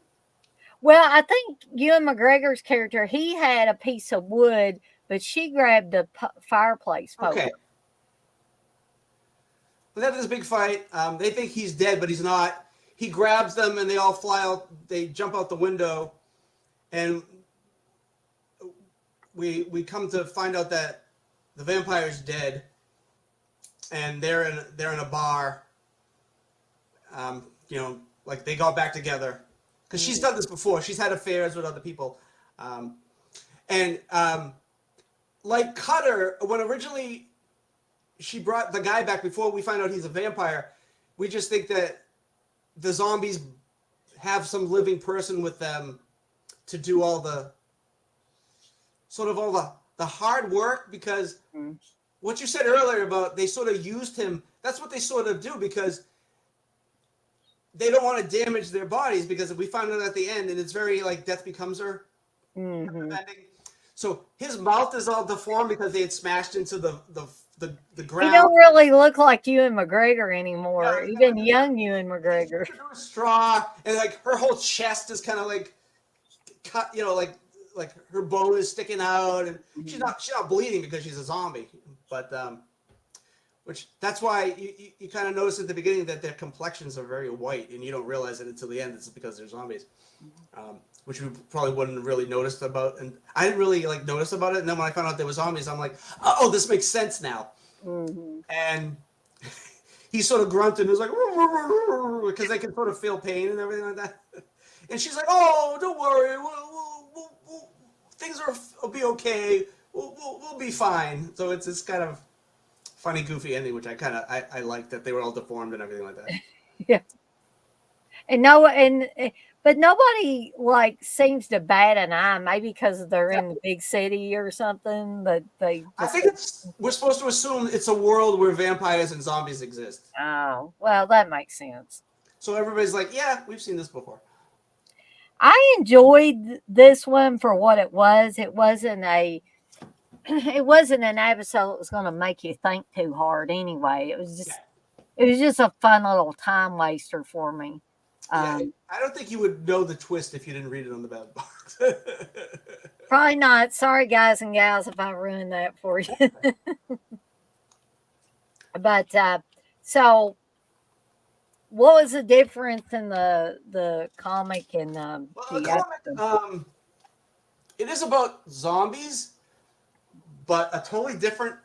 So it's about this this couple have it's sort of this the couple have a fight.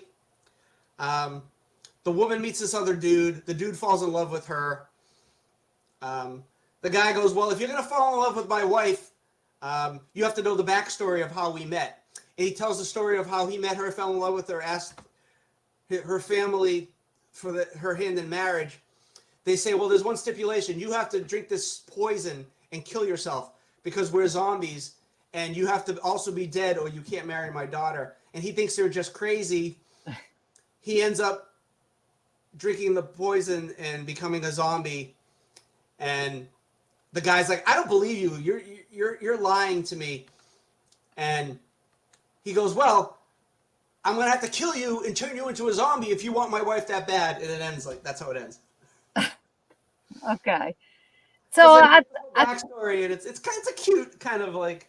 this one was more fun though. The Yeah, episode was more fun. Like you needed to flesh out that minor story. Like it works for the comic, but for a TV episode. But that was a Tales from the Crypt 43. I like the artwork in the episode, but yeah. So Okay. So this brings us to the final episode of the night, which is the kidnapper. And oh, this is a kick in the. This is a good episode, but it's a kick in the balls. yeah, exactly. Like, there's no winners in this episode. No. There are no. Well, there are bad guys, but the main people aren't the bad guys, and they get screwed the worst, I think. And the technical bad guys get away with it, I think. Yeah, and it's like it's a major bummer at the end of this because the main girl loses her freaking mind. Yeah. Basically, and I don't know. I'm like TJ. It was a good episode, but nobody really won at the end of this. It wasn't like bad guys got their comeuppance. It was just like, oh man, that's how they're gonna leave it. And now I'm depressed, because I would have been better off if it had been your straight, somebody does something bad, eventually they're going to get their comeuppance. But we didn't have that. We didn't have any reprieve in this. It just went from bad to worse. Yeah. It was about like watching A Simple Plan, which is a movie that I love. But that movie. Don't spoil everything for me. I haven't seen it yet. Okay, I won't spoil. You haven't seen A Simple Plan? No, I haven't. That's like one of the Raimi movies. Wow. Yeah, you need to see that one, TJ, so we can discuss it mainly. So I got to add it to my list. I still haven't seen Inside. I haven't seen that either. You haven't seen Inside? Yeah. Okay. But I wanted to say hey to Jimmy before I forgot he's in here. Hey, Jimmy. And Blissel says she needs to see that dress now. Yeah, go watch that episode, Blissful, so you can see the dress that she has on. So I'm going to turn it over to TJ to start talking about the kidnapper. Okay, we have this guy Danny Skeggs who works at this pawn shop, played by Steve Coogan. I don't know if you know who he is. Did you see the Night at the Museum movies? No. Ah, damn it. He's the one that well, anybody who knows, he's in the Night at the Museum movies. He plays the one of the museum people. He's the gladiator that they team him up with the brother with the crooked nose.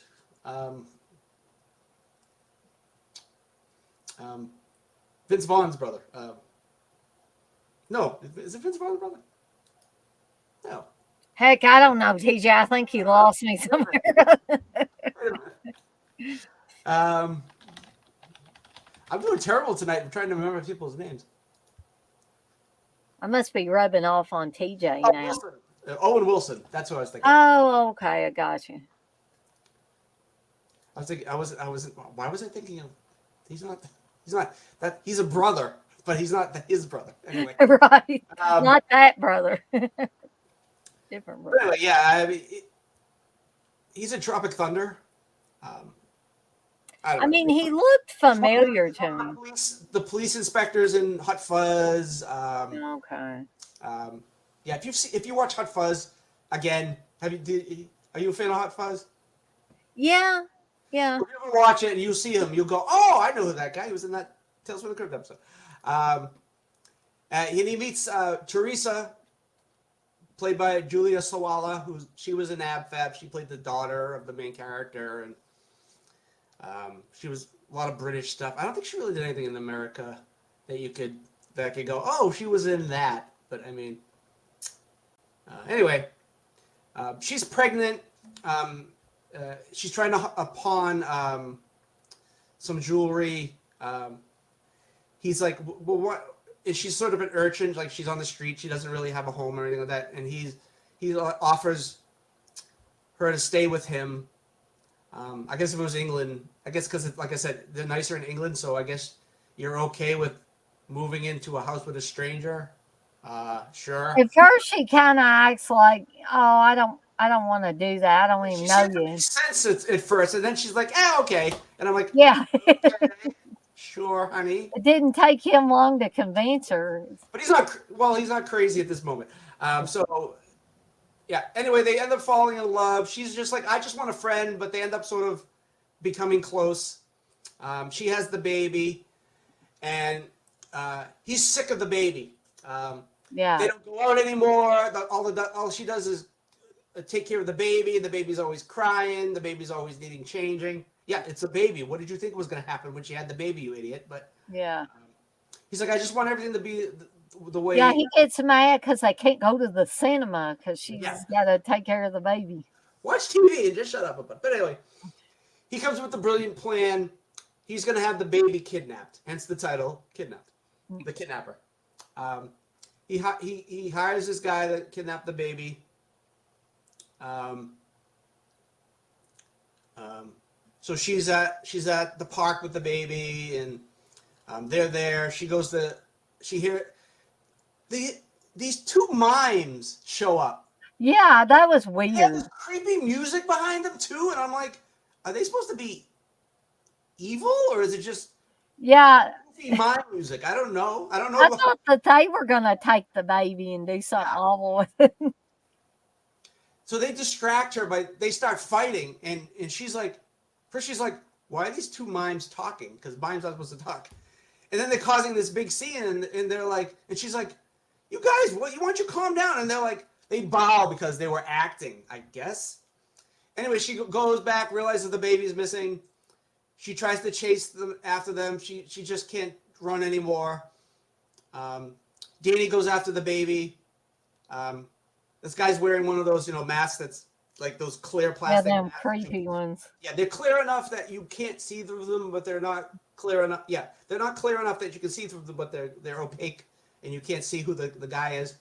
He falls, and the guy go off into the woods, and you never see them again. He starts laughing. Yeah. And we find out it was his whole plan to. And she starts crying. She's lost her baby. A cop comes to take down the information, but he tells Danny, "Yeah, this happens a lot, and it's always the worst case scenario. It's rarely that they find any of these children." He's like, "Oh, the baby's gonna be gone forever," and he's like, "Sorry, that's gonna end up being what happens." So this cop doesn't even give them any hope at all. He's No, like, he doesn't. He's like, yeah, he's a Debbie Downer yeah. all the way on that. Feline AIDS is the number one killer of cats. Womp womp. So,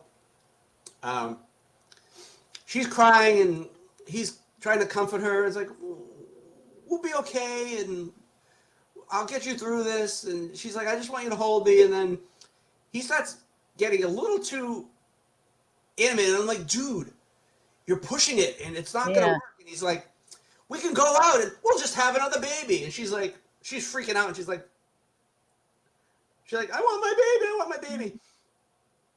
She ends up going insane, and you pretending a doll is like, oh, this is my baby's Yeah, back. didn't she say something? I found my baby in the trash can or Yeah, something like that. and It's there's like, this weird, gross baby but gook all over it, and she's gone. Her brain's out of it.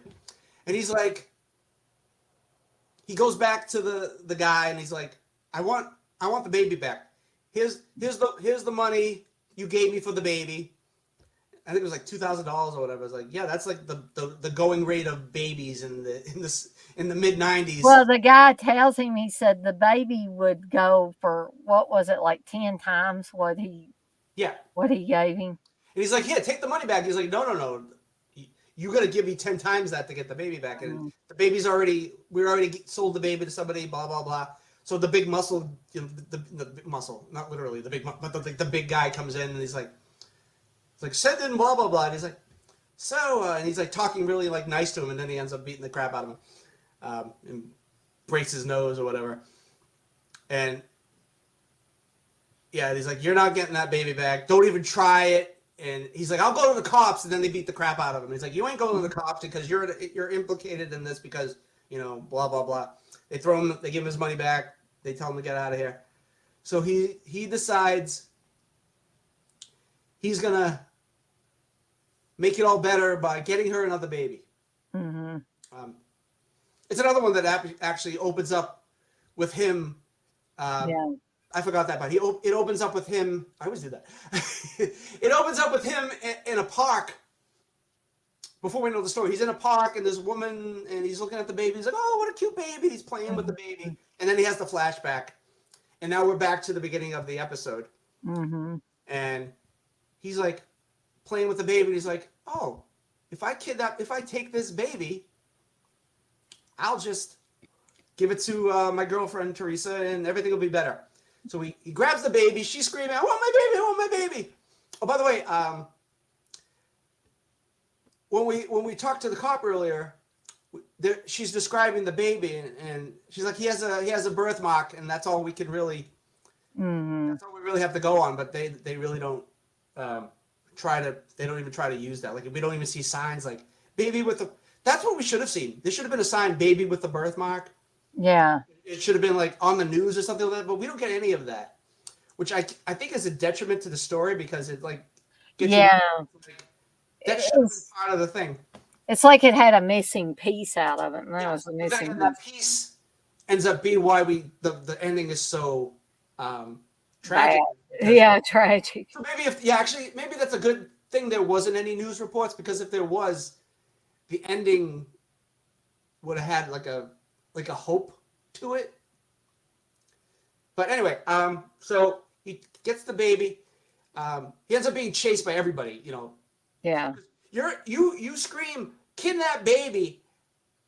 Everybody's gonna run and try to save the baby. I don't think that would happen nowadays. Nowadays, people mind their own business and they just be like, yeah, whatever, I don't care. Also, it's England. Yeah. Like I said earlier, they're nicer in England, I guess. They could actually go after that baby. Like, I ain't going after no baby. What if that guy has a gun? What are you, crazy? So anyway, he ends up getting knocked down by the bodyguard from earlier. Yeah. Who's been following him. And at first I was like, why do they care if he kidnaps a random baby? Guess what? The baby he kidnapped was Teresa's baby. Yeah. He's grabbing at the baby, and he pulls down the baby's pants, and you see the birth. It's Very unusual birthmark. Like, this whole back of the kid is a birthmark. And he had her baby all this time, but he's getting beat up, and we're seeing it like through his eyes. Like, you just see blood all over his face, and like his eyes are like all blurry, and he can't really see. It's like one of those point of view shots, which I love. That shot's really a cool shot, I think. Yeah, he had the baby, her baby, and he just went about it the wrong way. And of course, he's like, that is my baby. That's the tragic ending. So she's crazy. This woman who I'm sure she knew she had that's another thing where I said she's not innocent. I'm sure she knew that they bought a baby. Yeah, I just exactly. assumed that she knew. Because she acts very nervous. I mean, of course, this guy's coming up and picking up her baby out of the baby carriage and stuff, but she seemed guilty. She seemed guilty the whole time. When you think back from the first moment you see that woman in the park, you're like, there's something up with her. She's not, you know, yeah, sure, but even when he's just kind of looking at the baby and oh, what a cute baby, she's still like, yeah. Um, so I'm gonna assume I'm gonna make an ass out of you and me, but I'm gonna assume that yeah, like I said, the technical people who were screwed. Though he should have never tried to have the baby. He shouldn't have had the baby kidnapped. I mean, that's where. But him getting the comeuppance and the actual mother of the baby now who's crazy and never see her baby again. It's a tragic ending. Tragedy ending. I mean, Yeah, I was no, I was in a dark place at the end of this episode, and that being the final episode that me and TJ were going to discuss, it's kind of like, you had these ones that were fun and kind of more lighthearted and stuff like that, and then you get to this one, and it's like, ooh, damn, that was dark. But I cheated. I watched the next episode. So. Well, I did that last time, but I didn't do that this time. I actually like the. Well, I won't spoil it, but I like the ending of the next episode better. Okay. I don't want to spoil it for you. I'll let you watch it, but don't Okay. read the back of the box. Don't read the synopsis until you watch the episode. Yeah. Yeah. Good word of or good rule of thumb for everybody on Mm-hmm. that. Especially if you own these Tales from the Crypt sets. But I don't know if I brought this up, but a lot of the sets when I was trying to watch the disc, that's one of the big reasons why I switched over to watching them on YouTube. Plus the fact that they look great if you watch them on that one guy's channel. Um, is that a lot of my discs were not they were freezing. They just would get, Oh, and really? these are damn DVDs. Yeah. They just kept freezing and I couldn't get through some of the episodes and all that, and I was like, well, that was a waste of time me buying these things and collecting all the series if some of the episodes won't play. Um Yeah. That's. and it was just random when they did it. And it wasn't like the first season or maybe even the second season. Maybe it was the second season. Was the one about they put the husband and wife in the logs and saw them up? I mentioned that earlier. The one with Billy Worth. That was Yeah. season 3 or 4. I can't remember. Okay. So season 3 is whenever, if that one was in season 3 was when the disc started freezing up on me because it froze up during that damn episode, and I had to finally finish it up by Yeah. watching it online. So I don't know. I don't know if anybody else has all the seasons and had any trouble with them or not, but sometimes that's what I get for not, watching them as soon as I get them. Maybe something happened to them after sitting on the shelf or something Mm-hmm. for so long. Um, Steve told me about VHS rot. I didn't even know VHS Oh, rot yeah. was a thing. Yeah, it can happen. But so me and TJ will be back hopefully next Wednesday, and we'll be finishing up the final season of Tales from the Crypt, and then There's we'll only be. like 6 more episodes or something like that. I think so. Yeah, So it'll be a short. short. This one was shorter than last time. I think we went on. We went on a little Yeah, bit well, longer. yeah. Yeah, we were on so long that CK came in and said, "What the hell you guys still doing? He did. What the hell?" He did one of his, as Blissful calls them, drive-bys. She said we got a CK drive-by, you know. He just comes in, he'll say something sarcastic and leave. Mm-hmm. But anyway, we'll be doing the Creep Show series, which is a newer series. So I hope that you guys enjoy that. Um, split second. That's the one, Yeah. Jimmy. Um, Oh, by the way, the episode was a shock suspense story, number 12, and it was the same story basically. oh, sorry about that, TJ. I almost forgot to ask you about that. It's the same thing.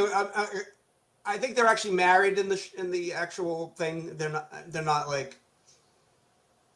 I don't think this is the backstory of the because there's usually not big backstories in the comic episodes. There's usually Right. just they get into the story and but it's basically more or less the same thing. He gets beaten to death. I mean, he's literally we see he gets beaten to death in the. I guess it's more. I don't know. I think it looks like he dies in the actual episode. Don't you think? All the people Yeah, pounding him in the face and all that blood. I don't think he really. yeah. It appears that he did. Um, so TJ, I'll ask you too. Do you have a rant that you want to do to tie this up? Because I can bring out your intro. If you don't, that's okay. I just thought I'd ask you. No, I mean no major rants. I was annoyed by something earlier, but it's not like it's the usual. People are stupid online. They say the dumbest things. Oh well, yeah, I get that. I mean, Uh, I posted a TikTok and so there was this a guy or woman, I don't know what it was. They were frying donuts in a pan of oil, and they were taking them out with their hands. So I did a stitch where I was like, I can't even reach and grab a bagel out of the toaster oven and for 1 second and put it on the plate, and this guy's doing it with his hand. So someone comments and goes, "Well, they have nerve damage, and you're perfectly healthy," and I'm like, "What the hell does that mean?"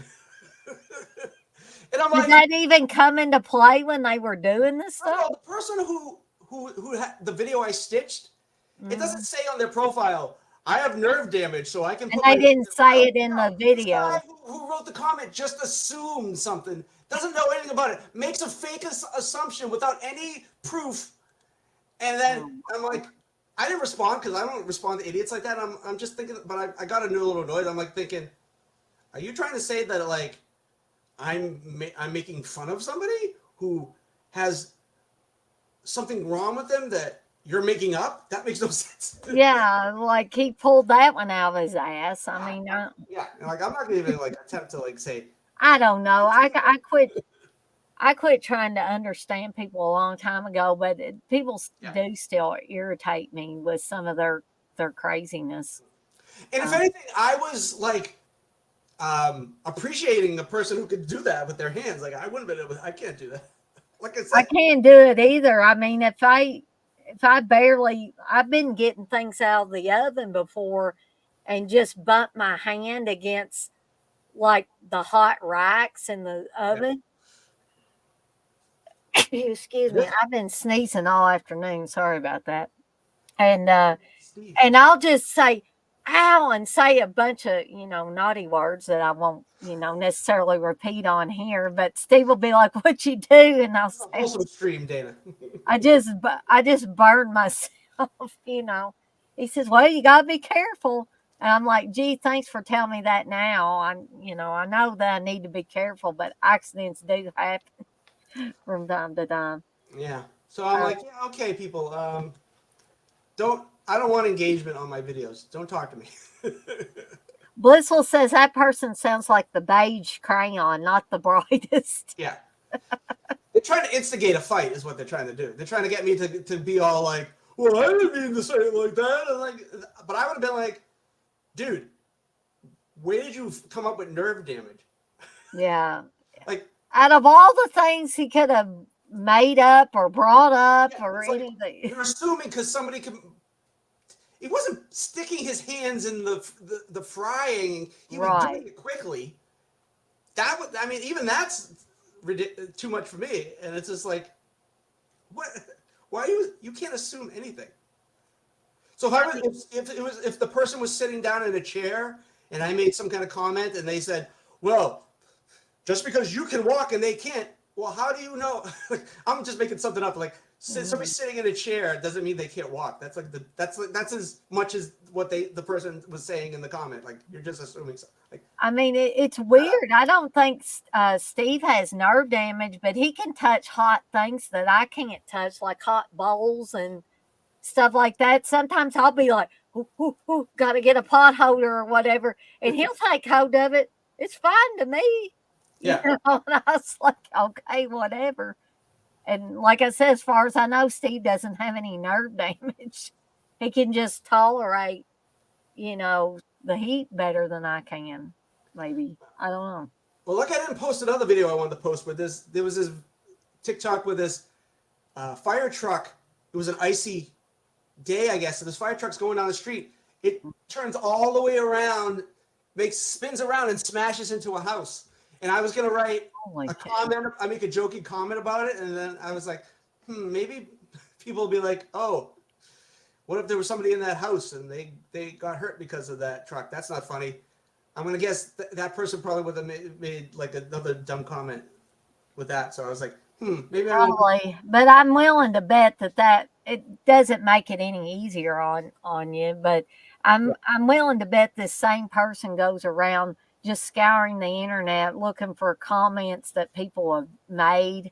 on something and just wants to be an ass.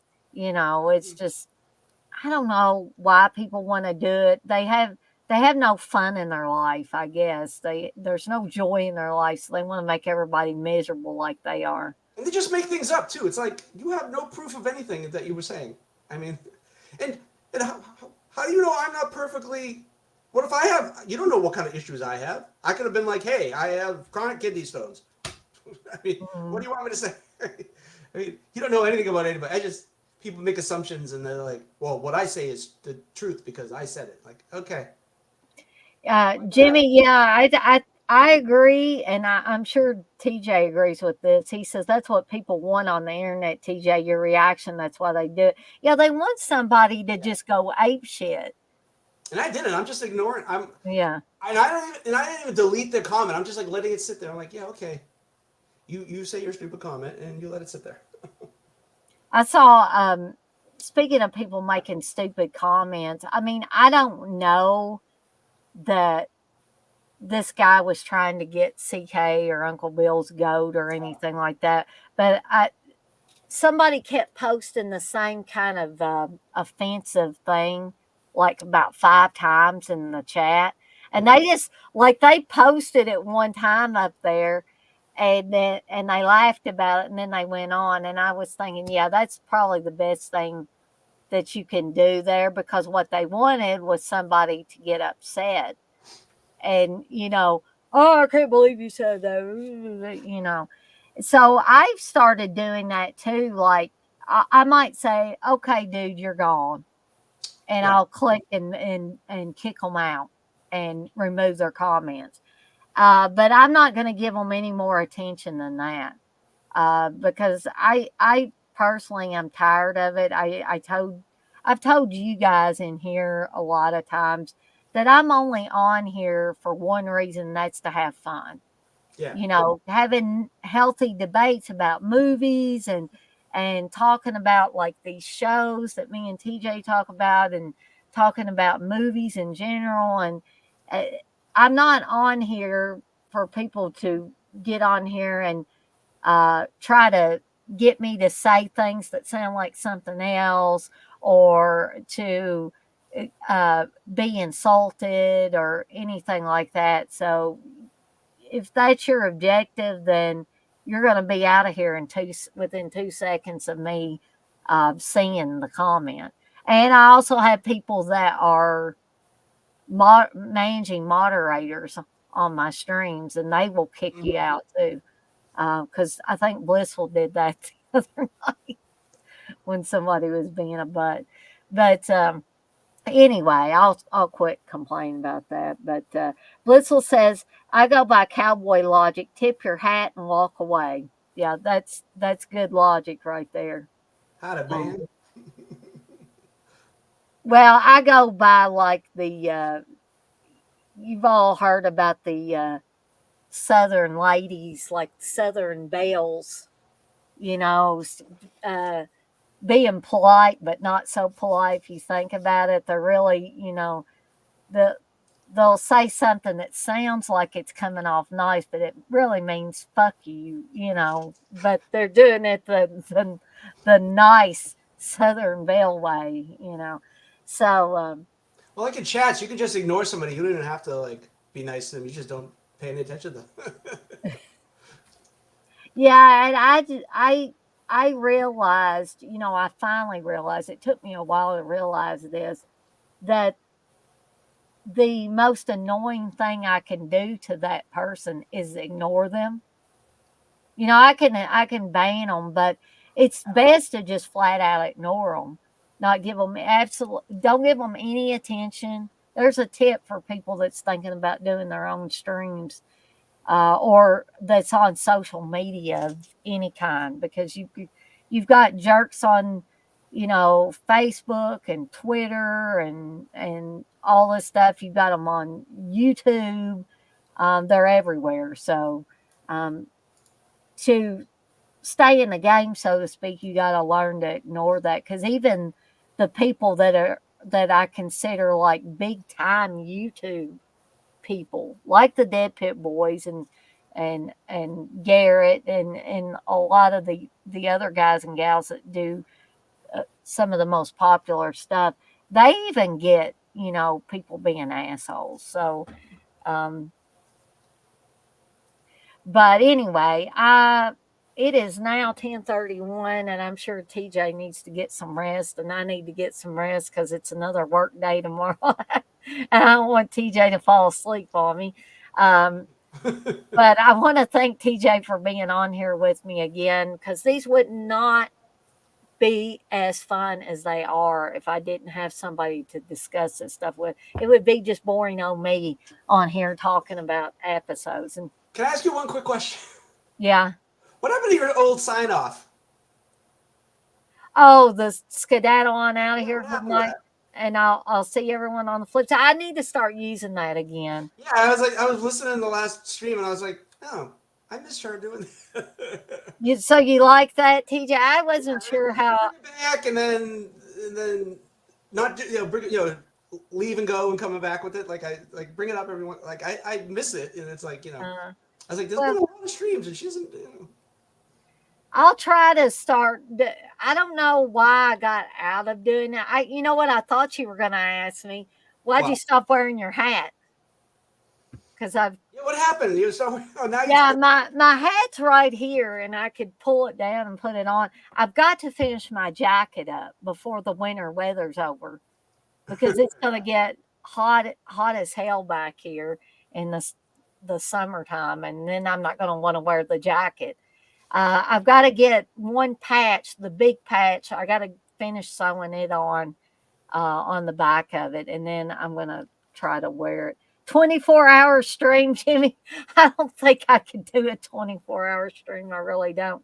3 or 4 hours is about the most if I've you can sleep through part of it, yeah, like you wake up and if me and TJ maybe could take a nap, or me and whoever's on here could take a nap, um, for a little cat nap, and come back and say, hey, we're gonna talk about something else. Oh, by the way, go to Garrett's stream. Garrett's starting a stream like in a couple like soon. Oh, is he? What's he doing his stream on? Do you know?